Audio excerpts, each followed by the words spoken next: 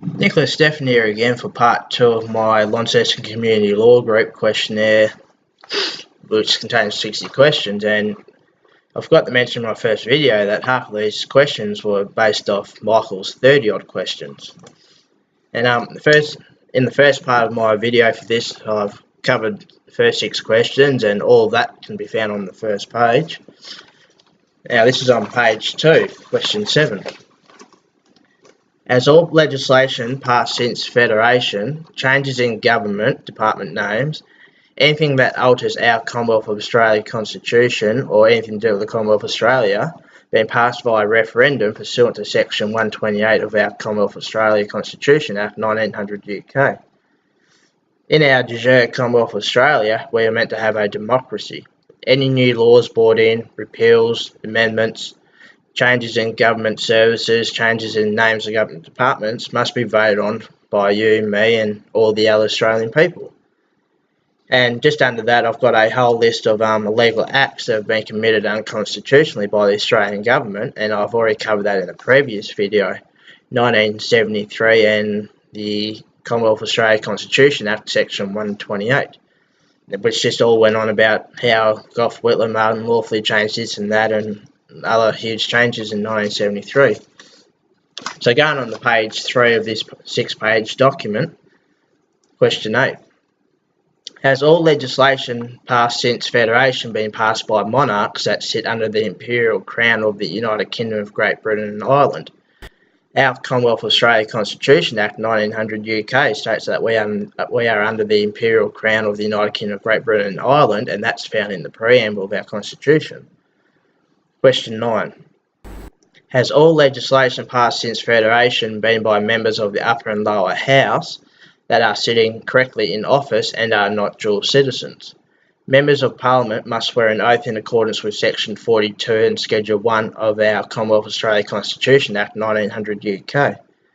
If members of Parliament are of allegiance to a foreign country, they must vacate office pursuant to Section 44 of our Commonwealth of Australia Constitution Act 1900 UK, and you've seen a lot lately, and especially in mainstream media, of the whole dual citizenship bungle where they've been vacating office.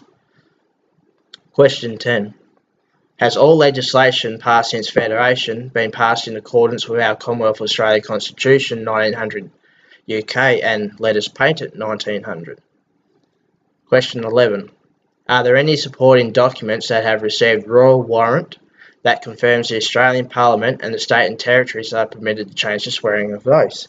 And this question has a lot to do with the Tasmanian magistrates who have not been sworn correctly for over 30 years, back in April 2015.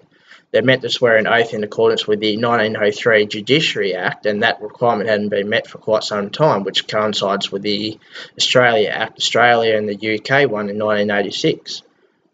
In the 1869 Promissory Oaths Act, once an incorrect oath has been sworn, they must vacate office.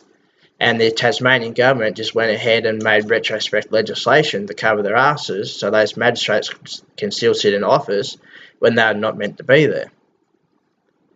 Question 12. Are all writs, warrants written in the name of our Sovereign Lady, Queen Victoria, or her heirs and successors? Question 13. Have all state and territories received royal warrant to be able to enact their state and territory constitutions?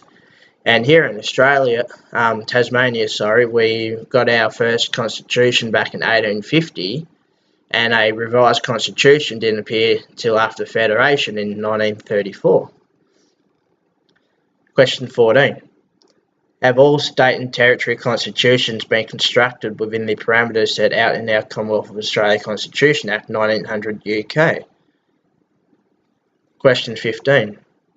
Is the removal of the Crown or anything to do with the Crown to limit the power of the Crown a breach of alliance and an attempt of sabotaging our Commonwealth Constitution Act 1900 UK?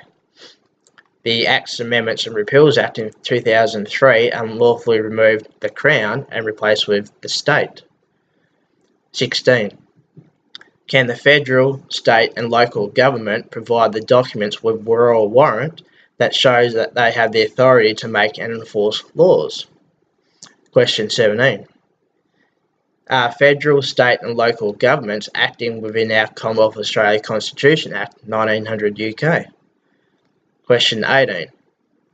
Has local government, which is councils, been constructed in accordance with our Commonwealth of Australia Constitution Act 1900 UK?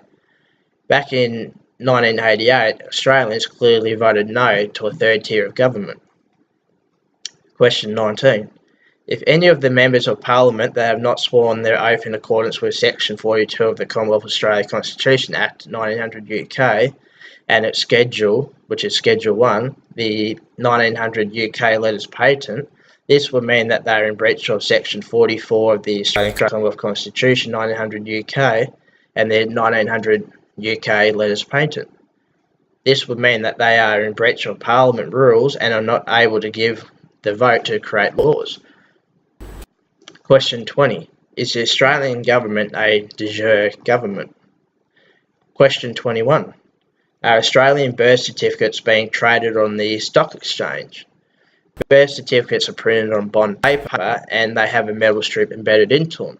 Now, if you look at all the notes today that you carry around, such as the $5 note, $10 note, $20 note, $50, $100 note, and the $100 note, they are not printed on bond paper. It's printed on worthless plastic. And those notes, if you look at Section 4 of the 1909 Bills of Exchange Act, it states that a note is a promissory note. It's the government promising to pay you that at a fixed determinable time in the future. Question 22. Have the 4 conventional and the 5 stylised versions of the Commonwealth of Australia Coat of Arms that are illustrated in the Australian Government Styles Manual 6th edition 2002 been issued with royal warrants? And that's the end of page 3 of this 60 question questionnaire document that I've done up, and stick around for a part 3 and possibly a part 4. I do this out of love for my fellow man.